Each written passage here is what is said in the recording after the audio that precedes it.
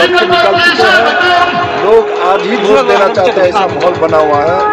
कल ही इलेक्शन घोषणा हुआ है कि त्रिपुरा में लोग प्रधानमंत्री को वोट देने के लिए बेचैन है और मैं से लोग निकले हैं। मेरा पूरा विश्वास है मोदी जी 400 पार करके देश के तीसरी बार प्रधानमंत्री बने।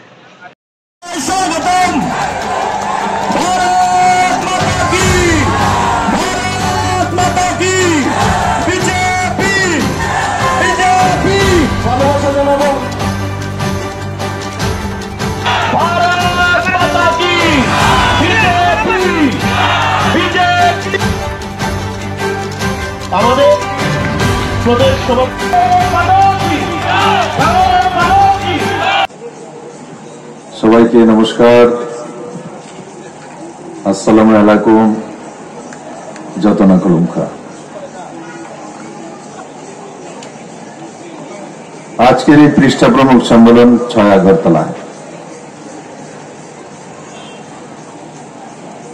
আর আমি যখন মঞ্চে বসি তখন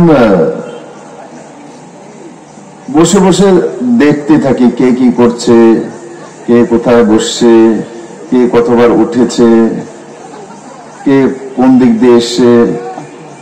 কেউ যদি ভাবে দাদা মঞ্চে বসে আছে আর মঞ্চ থেকে দাদা অন্য কিছু চিন্তা করছে, এমন না। কি মঞ্চে বসার পর আমি সামনে গিয়ে পরে বক্তব্য কে দেব আপনাদের দেখে তারপরে আমি বক্তব্য দিই। আমি পড়ে আসি, কাগজ আমার কাছে থাকে। আপনি দেখেছেন এখন আমি যখন বসছিলাম কাগজ আমাকে দেওয়ার জন্য এসেছিল, আমি বলছেন নেই পার না, ও কাগজ আর দেখবো না, কারণ কি আপনাদেরকে আমি দেখে নিয়েছি, এখন আপনাদের কথাই বলবো।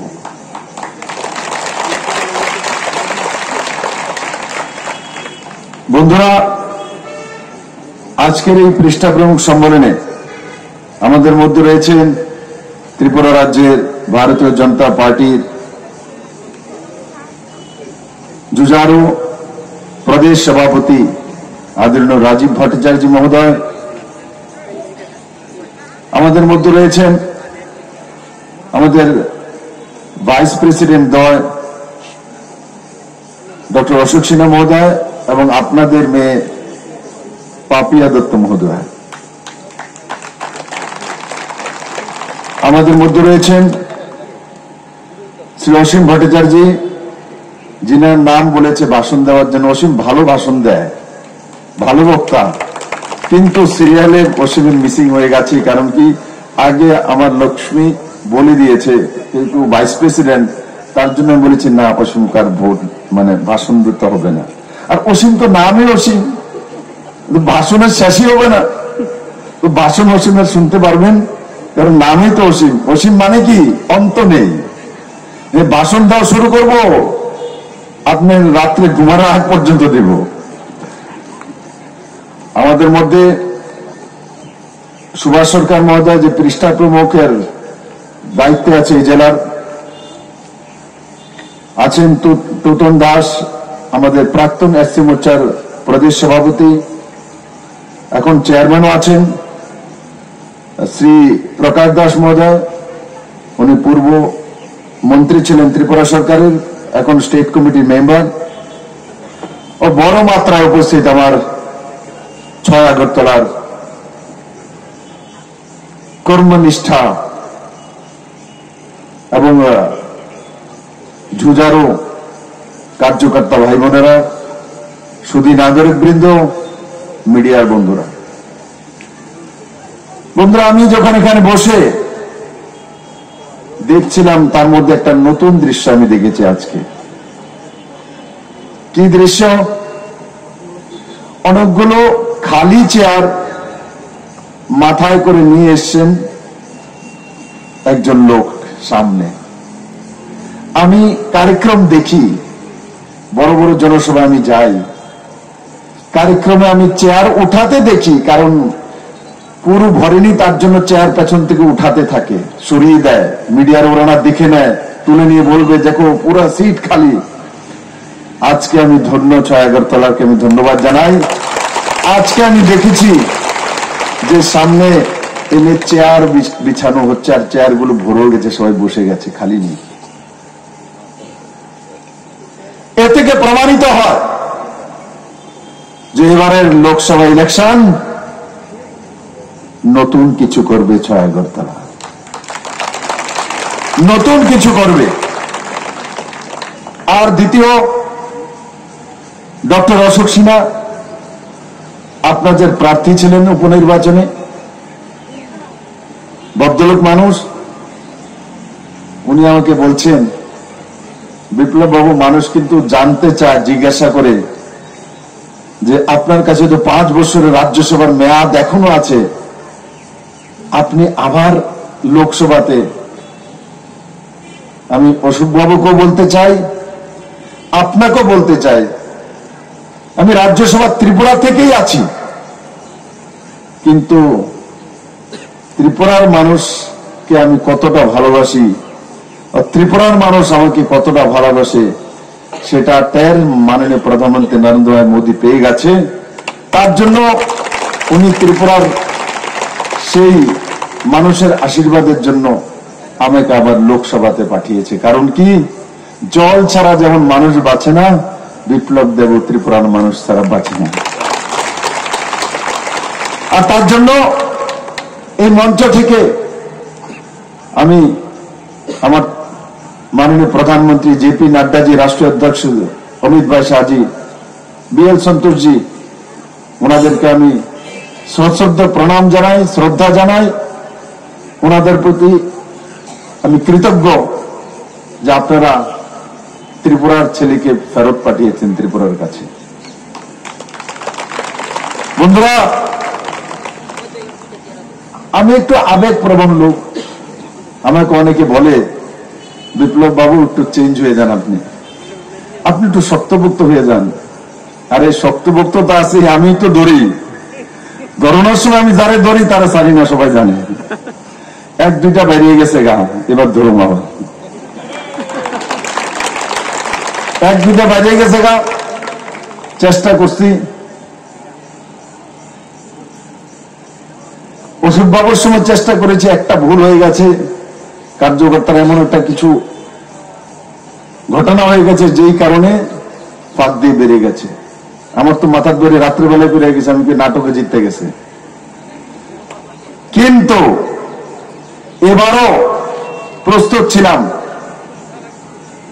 কিন্তু আমি আগে বলবো না, 6 আগরতলার সঙ্গে নাটঙ্কি আর করতে দেব না। বলতে গেছেন, হিরোয়ালদা আছেন, দীর্ঘদিন কংগ্রেস করেছেন,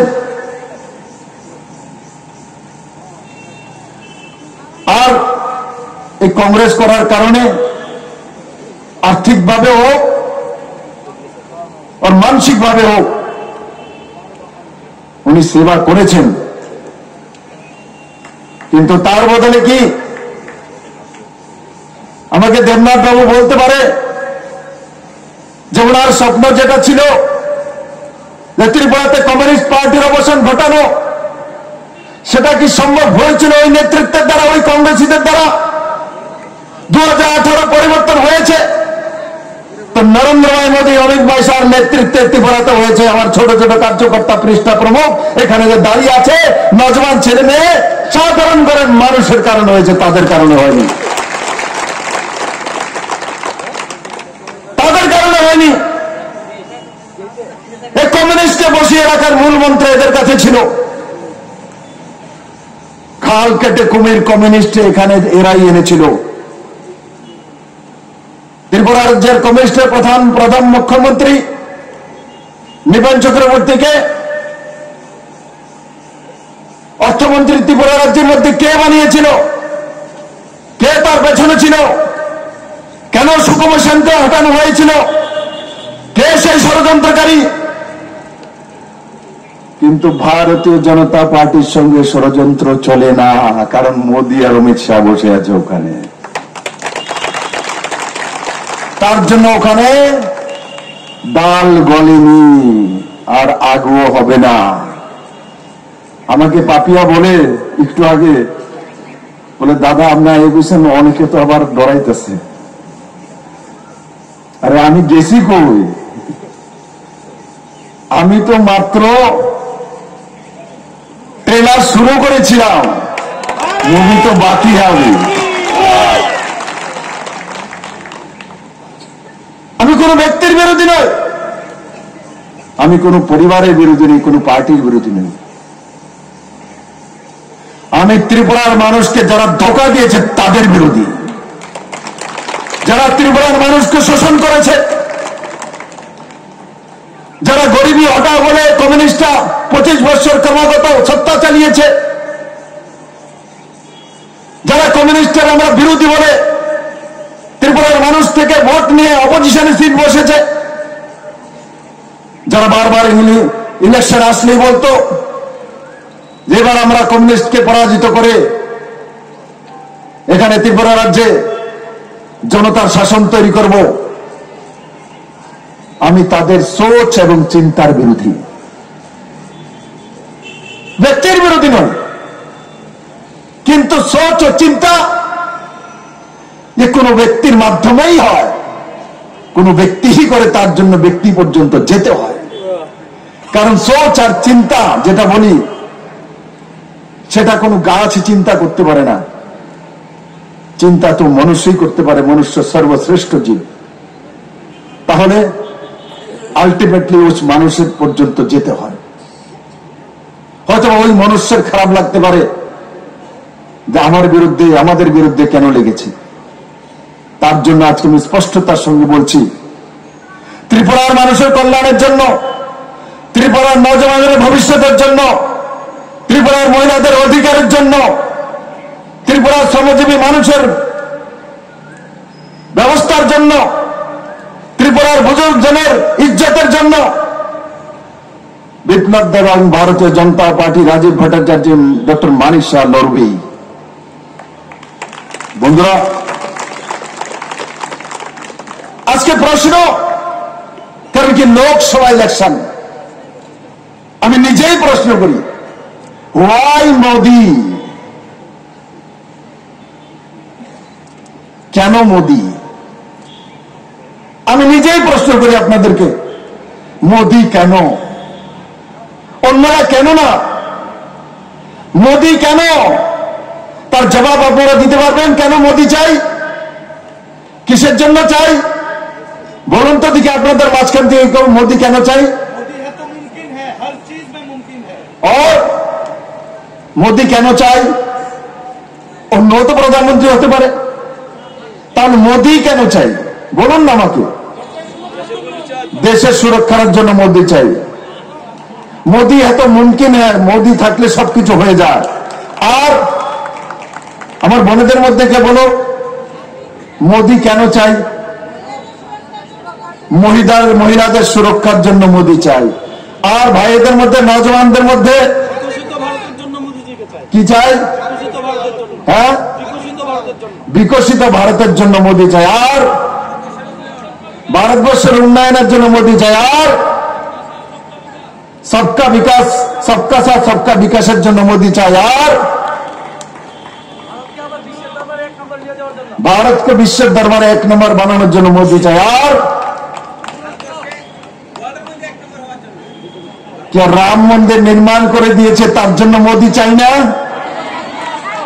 3 তালাক সমাপ্ত করে দিয়েছে তার জন্য মোদি চাই না? আর্টিকেল 370 শেষ করে দিয়েছে তার জন্য মোদি চাই না?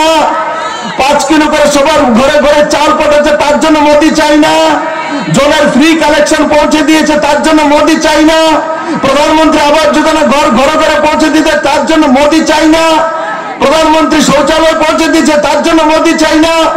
প্রধানমন্ত্রী গ্যাসের চুলা পৌঁছে দিয়েছে তার জন্য মোদি চাই না? বিদ্যুতের কানেকশন ফ্রিতে পৌঁছে দিয়েছে তার জন্য মোদি চাই না? 5 লাখ টাকার হেলথ ইন্স্যুরেন্স করে দিয়েছে তার জন্য মোদি চাই না? মহিলাদের জন্য 33% রিজার্ভেশন করে দিয়েছে তার জন্য মোদি চাই না? মহিলাদেরকে রেপ করলে ফাঁসির সাজার ব্যবস্থা করে দিয়েছে তার জন্য মোদি চাই না? বেটি বাঁচাও বেটি পড়াও করে দিয়েছে তার জন্য মোদি চাই না? মহিলাদের বয়স 18 বছর হলে বিয়ে দিয়ে দেবে, 21 বছর হলে ছেলেদের বিয়ে হবে, আলাদা আলাদা কানুন ভারতবর্ষে বানিয়ে রেখেছে। মোদী বলছে সবার জন্য সম কানুন হবে, মহিলার পুরুষ বরাবর 21 বছর করে দিয়েছে। তার জন্য মোদী চাই না? দেশের সম্মানের জন্য মোদী চাই না? দেশকে পঞ্চম ইকোনমি বানানোর জন্য মোদী চাই না? নজওয়ানদের নতুন ভবিষ্যতের জন্য মোদী চাই না? আরে আমি বলতে থাকলে লাগাতার বলতে থাকবো কেন মোদী চাই।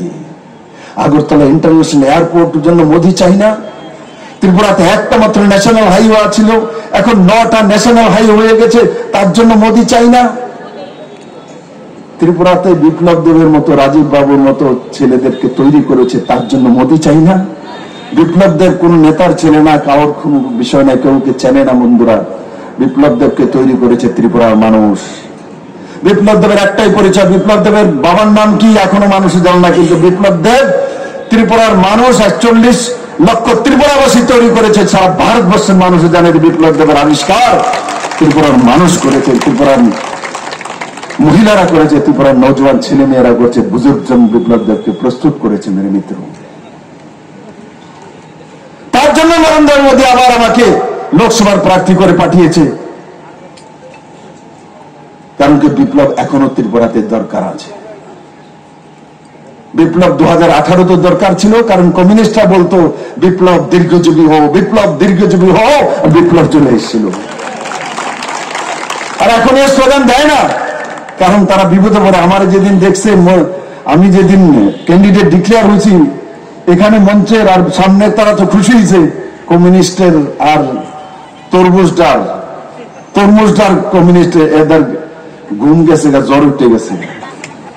আর জ্বর এমন ওটা উঠছে, আমি বলেছি যে টাউন হলে পার্টি কার্যক্রমে যে পশ্চিম আসনে 1 লাখের নিচে বিরোধীদের রাখতে হবে, প্রতি বিধানসভায় 3000-এর উপরে যাতে ভোট না যেতে পারে।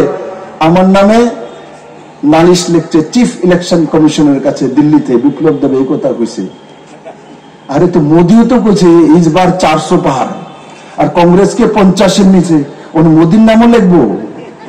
এটি আসলে জ্বর যেছে, জ্বর বেশি উঠলে কি কয়, মাথার জ্বর উঠতে গেলে উল্টা পাল্টা কয়। জ্বর এমন ওটা উঠছে 405-এর উপরে জ্বর উঠছে, এখন উল্টা পাল্টা কয়। একটা কয় দুবাইয়ে টাকা গুনতাছে, আরে টাকা মান করছো, আমি রোজগার করছি থেকে গুনে বুঝা প্রদ্যুতের লোকে ঢিল হয়ে গেছে গা, আর দুবাইয়ে টাকা গেছে গা গুনতাছে। আরেকটা কয় বিপ্লব দেব কেমনে কয়ে দিল আমরা 1 লাখের নিচে ভোট চাবো। বিপ্লব দেবকে তোমরা 10 লাখ ভোট দিব? বিপ্লব বিজেপি কার্যকর্তা, বিজেপির ক্যান্ডিডেট, তো বিপ্লব দেবের ভোট চাইবে না? নরেন্দ্র মোদীর জন্য ভোট চাইবে না? কি আজব দেশে গজব কাহিনী। এরা বলে ত্রিপুরাতে সরকার চালিয়েছে, 25 বছর এরা সরকার চালিয়েছে। সাংবাদিক বন্ধুরা তারা ফটো তুলছে, দেখো তাদের এই পুরনো ফটোটি বাইর করে তারা, যে এরা কেমন নিচুর কেমন জীব আছিল যারা ত্রিপুরার মানুষের শাসন করছে। এই কারণে ত্রিপুরার মানুষের দুর্দশা হয়েছিল। আর আজকে মাননীয় প্রধানমন্ত্রী নরেন্দ্র মোদীর নেতৃত্বে ত্রিপুরাতে এক বিকাশমুখী সরকার তৈরি হয়েছে। আজকে ত্রিপুরাতে কেউ না খেয়ে মৃত্যু হয় না, কারণ কি নরেন্দ্র মোদী সবার জন্য, গরিবদের জন্য 5 কিলো প্রতি ব্যক্তি চাউল মাসে ব্যবস্থা করে রেখেছেন। আগে কংগ্রেস কমিউনিস্টের যখন সরকার ছিল, ত্রিপুরাতে সব জায়গায় শোনা যেত এই কমিউনিস্টের বয়ান কি ছিল, খাদ্য নেই, বস্ত্র নেই, অন্ন নেই, মা নাই, ফুলা নাই, মায়া নাই, বিয়া নাই, খাওয়া নাই, কেন্দ্র বলছে না, কিচ্ছু দেয় না, কিচ্ছু করে না, কিচ্ছু পাইছি না, মানে সব নকারাত্মক স্লোগান। আর ভারতীয় জনতা পার্টি আসার পর আজ মা বলে, কি বলে মারা, 33% রিজার্ভেশন, আগের দিন এমএলএ হবো, এমপি হবো। আজ মারা কি বলে, মহিলারা কি বলে, 33% রিজার্ভেশন বিপ্লব দেব দিয়েছে, সরকারি চাকরি তো আমাকে 33% দিতেই হবে, আমার অধিকার। আজ নজওয়ানরা কি বলে, মোদী 100 স্টার্টআপের বদলে 1 লাখ স্টার্টআপ তৈরি করে দিয়েছে। নর্থ ইস্টে 10,000 ছেলে স্টার্টআপে কাজ করে নিজে রোজগার করে অন্যকে রোজগার দেয়। বিজেপি যখন এসছে তো ত্রিপুরার বুজুর্গ জনা আওয়াজ করে আগে তো 300 আর 500 টাকা ভাতা দিতে, আজকে আমরা 2000 টাকা ভাতা পাই বিজেপি সরকারে। যারা সরকারি কর্মচারী এরা বলে যে কমিউনিস্ট থাকাকালীন 4th আর 5th পে কমিশন দেওয়া হয়েছিল, কিন্তু ভারতীয় জনতা পার্টি সরকার আসার পর 7th পে স্কেল দেওয়া হয়েছে, আর তার সঙ্গে সঙ্গে এই পর্যন্ত বিনা আন্দোলনে সরকারি কর্মচারীদেরকে 25% দিয়ে দেওয়া হয়েছে মেরে মিত্র। আর এই রাজ্যের মধ্যে কমিউনিস্টের সময় 6000 এসএসজি গ্রুপ ছিল, আজকে 60,000 এসএসজি গ্রুপ, তার মধ্যে 4 লাখ মহিলা কাজ করে রোজগার করে, তার ব্যবস্থা ভারতীয় জনতা পার্টি সরকার করেছে। এখন আমাকে অশোক সিনহাজি বলছিলাম, কারণ ডাক্তার মানুষ, আমিও সিএম থাকাকালীন হেলথ মিনিস্ট্রি দেখার জন্য দাদাকে আমি বলতাম, কেন উনি বোঝেন। আমাকে এখন বলছে জানেননি হেলথ ডিপার্টমেন্টের ডাক্তার নার্স 250-300 নেওয়ার প্রসেসিং চলছে, আরো 250 থেকে 300 ডাক্তার নার্স আর হেলথের স্টাফ নেওয়া হবে ত্রিপুরা রাজ্যে, তারও প্রসেসিং চলছে।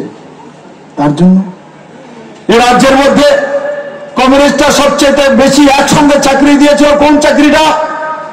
17 বছরে সবচেয়ে বেশি এক লতে দিয়েছিল, সে চাকরি কোনগুলো? 10,323 সমস্ত কমিউনিস্টের ক্যাডারদেরকে দিয়েছিল। 50,000 পরিবারকে বরবাদ করে দিয়েছে এরা। কত লোকের সুইসাইড করতে হয়েছে এই চাকরিগুলো অবৈধভাবে দিয়ে, তাদের জীবন বিনাশ করে দিয়েছে। এরা চাকরি দিয়েছে, সুপ্রিম কোর্ট সেই চাকরিগুলোকে রদ করে দিয়েছে, কারণ সিপিএম কোনো কাজ সঠিক রাস্তাতে করে না, যেটাই করবে গলত রাস্তাতে করে, তার জন্য চাকরি চলে গেছে। কিন্তু ভারতীয় জনতা পার্টি সরকার আসার পর পুলিশে হোক, টিএসআর এ হোক, জিআরবিটির মাধ্যমে হোক, টিপিএস এর মাধ্যমে হোক, যে চাকরিগুলি হয়েছে, কোন চাকরি যদি কোনোদিন যায় বিপ্লব দেওয়ার কোনোদিন রাজনীতি করবে না বন্ধুরা, তার গ্যারান্টি ভারতীয় জনতা পার্টির কার্যকর্তারা দিতে পারে। আমরা চাকরি দিতেও জানি, ট্রান্সপারেন্ট রিক্রুটমেন্ট নীতি করতে জানি। তাই বন্ধুরা, আজকে লোকসভা ইলেকশন, প্রার্থী কে হয়েছে জানেননি? আপনাদের প্রার্থীকে অনেকে তো জানেই না। কে দাঁড়াইছে? কে দাঁড়াইছে? হ্যাঁ, আসেনি, এদিকে আসেনি লোকটা। পাপিয়ানা দাঁড়াইছে, পাপিয়া দাঁড়াইছে। কে দাঁড়াইছে? নাম কি? সবাই তারা জানে না, তারা মনে হতো পাকিস্তান, তার নাম কি? মেরে বাত শোনো, আজকে আমি তার জন্য বলবো লোকসভা ইলেকশন, আমি ঘরে ঘরে পৃষ্ঠা প্রমুখ ভাই বন্ধুরা আমি যেতে পারবো না। কারণ কি, লোকসভাতে 14 লাখ ভোটারের কাছে কোনো প্রার্থী যেতে পারে না। আমার জন্য কে কে ঘরে ঘরে যাবে? প্রত্যেক ঘরে ঘরে যাওয়ার জন্য প্রস্তুত কে কাররা? হাত তোলো তো দেখি। ऑलरेडी जाना शुरू हो गया। बहुत लोग मुझे खुश करने के लिए हिंदी बोलता है, तो मैं खुश हो जाता हूं। बोले ऐसी बात नहीं है, अभी भी हिंदी में ही बोल रहा है, बांग्ला नहीं आ रहा है। सचमुच देखो, राष्ट्रभाषा हिंदी, हिंदी क्यों ना बोले? हिंदी हमारी राष्ट्रभाषा है, बांग्ला हमारी मातृभाषा है। जो ट्राइबल है, जनजाति है, इनकी ककबरक और चाकमाओं का चाकमा भाषा, रियांग के रियांग भाषा, और ये भाषागुलो के सम्मान भारतीय जनता पार्टी सरकार नरेंद्र भाई मोदी दिए 35 বছর পর নিউ এডুকেশন পলিসি এনে মাতৃভাষায় শিক্ষাদান আর মাতৃভাষায় এমবিবিএস করা, মাতৃভাষায় ইঞ্জিনিয়ার করা।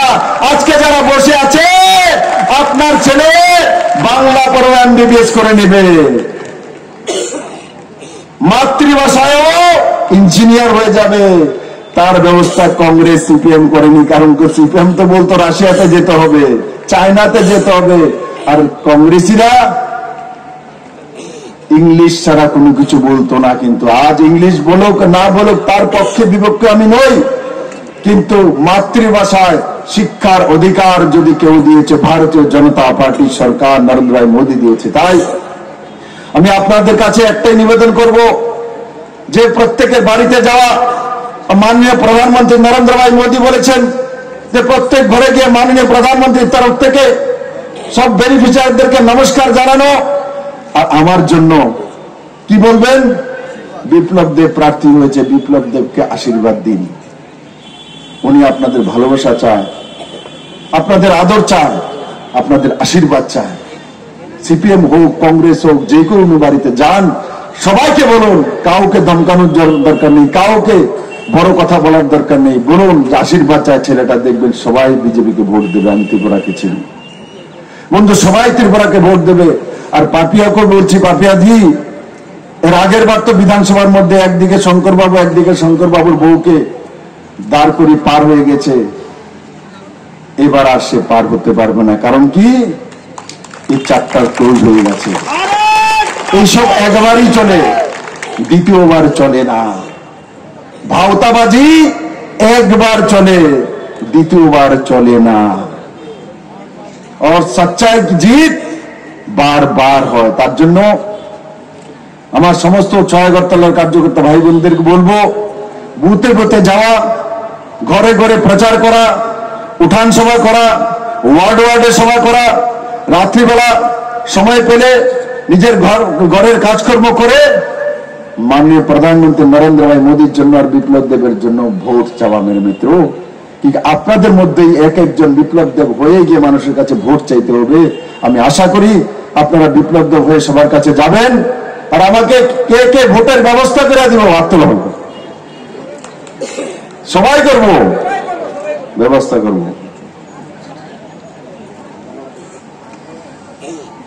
একটা স্লোগান দেব, দিতাম। আচ্ছা, কোন স্লোগানটা দিতাম? হ্যাঁ,